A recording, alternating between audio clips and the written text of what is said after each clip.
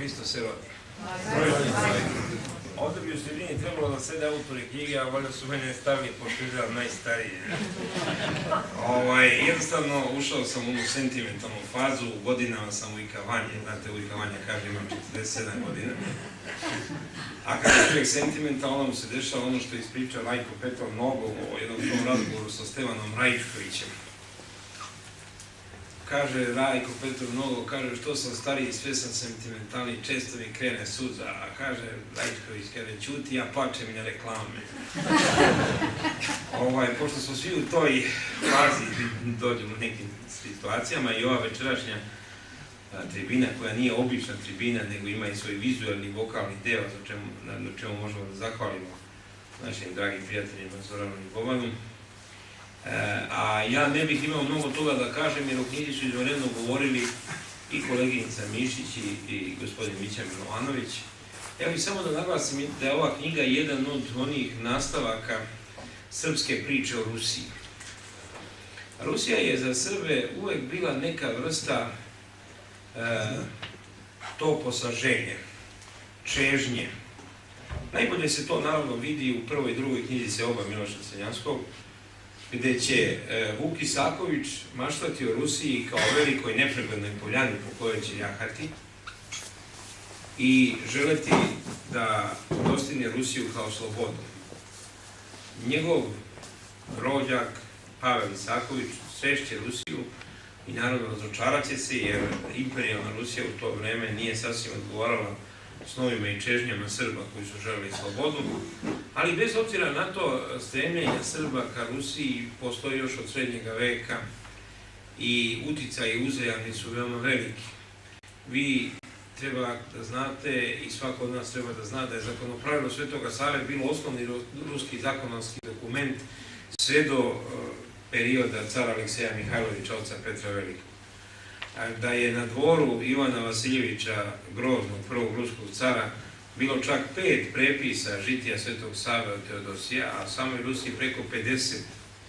Da je karijski tipik Svetoga Save uticao na formiranje ruskog očeličkog monaštva. Da su srpski žitijepisci poput Grigorija Camblaka uticali na formiranje ruskog žitijnog stila.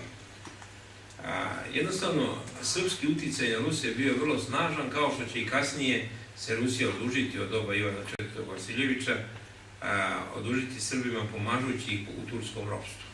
I to vrlo snažno ih pomažući. I Srbi koji su želeli da odu u Rusiju, uvek su Rusiju doživljavali kao jedan duhovni topos u kome je ta sloboda često dobijala hiperbolične razmere.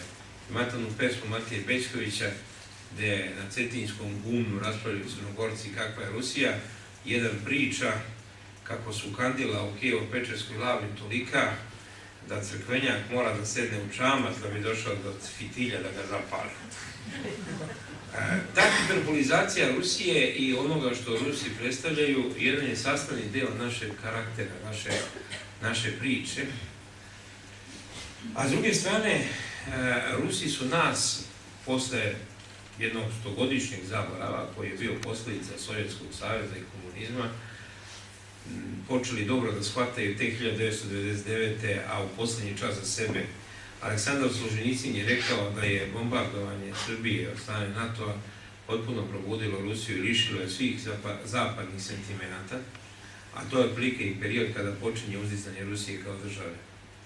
I danas Rusi, dosta oni koji to naravno žele, dosta dobro poznaju našu situaciju, a da se iskreno mole za Srbe, ja sam imao prilike da doživim kada sam bio 1998. među ostalog, kada sam u jednom ruskom hramu u Moskvi Svetog Nikolaja u Pižima video da su oni svake sedmice imali moleban za srpski narod i njegovo spasenje. To nije bilo samo tu, nego i na mnogim drugim mestima.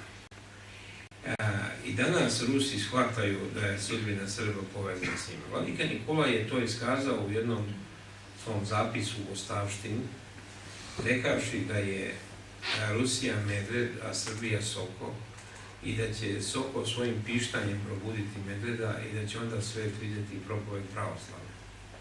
Ta simbolička poruka Vladike Nikolaja izgleda da se ostvarila naše dane, jer zaista stradanje Srba je probudilo Rusiju a probuđena Rusija ima mogućnost da pomogne i ostalim pravoslavnim narodima da izdrže.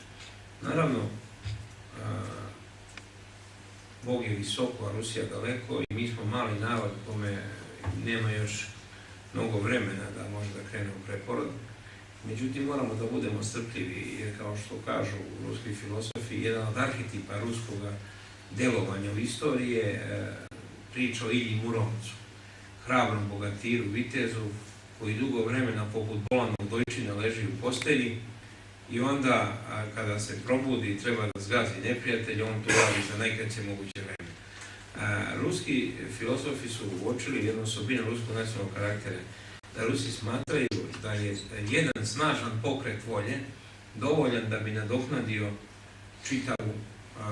čitave periode neaktivnosti. I to je u onom čuvenom vicu kako sede dva ruska vojnika piju kafu u nekom kafani u Vašingtonu i kažu, eto, kaže jedan, dođu smo i do Vašingtona, ovaj drugi kaže, šta vam to vredi kad smo izgubili medijski rat? U tom kontekstu i ova knjiga je jedan izuzetan primjer kako Srbi reaguju na Rusiju. Njena lepota je, pored onoga što smo već čuli u prethodnim izlaganjima, i u činjenici da je pisana jednim vrlo lepim stilom, koji izvanredno kombinuje racionalno obaveštenje o tome šta se u Rusiji može vidjeti na takvom pokloničkom putovanju, sa jednom dubokom emocionalnošću i toplinom, koja se ne ističe u prvi mah i ne udara u talambase. Gospodin Milorad Toković je uspio da savršeno prenese atmosferu jednog istinskog pokloničkog putovanja na kome se čovjek sreće sa svetinjama. Ali onu koju je svet prezreo, Bog je proslavio, jer upravo je to logika Božja.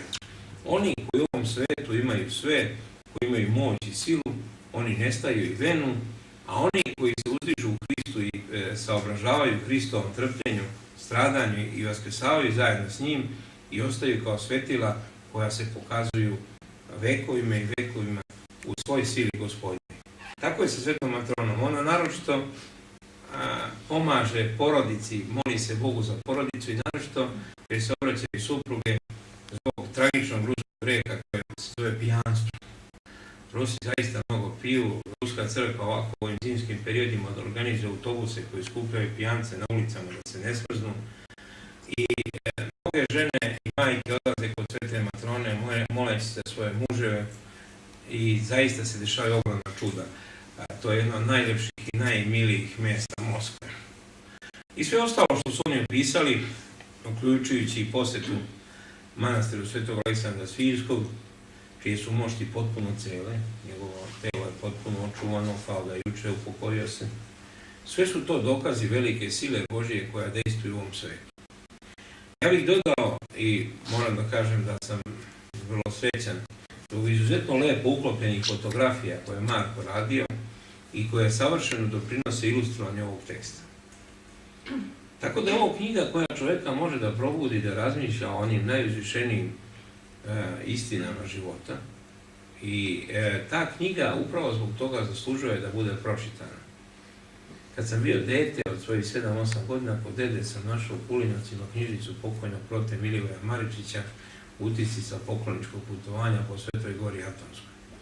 Ja sam bio mali, nisam imao pojma šta to znači, ali one sličice koje sam tamo vidio, slike Svete Gore, jedna i zajednička ikona Svetoga Save i Svetog Simeona, upečatili su mi se u dušu za ceo život.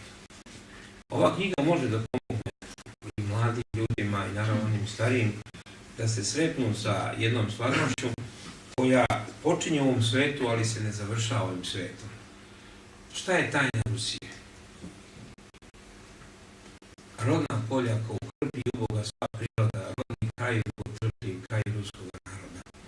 Ne poznaje, ne primeti gordi pogled tuđeg oka, šta zasja i tajno svetli na goti tvoje krotka. Ote nebeski put hodeći iz blagosti. To je pesma velikog ruskog pesnika Tjurčeva i ta pesma sasvim se uklapa sa porukom ove knjige. Najveća tajna Rusije je Hristos, koga je otac Justin zvao Bogom slovenskih očajnika. Hvala.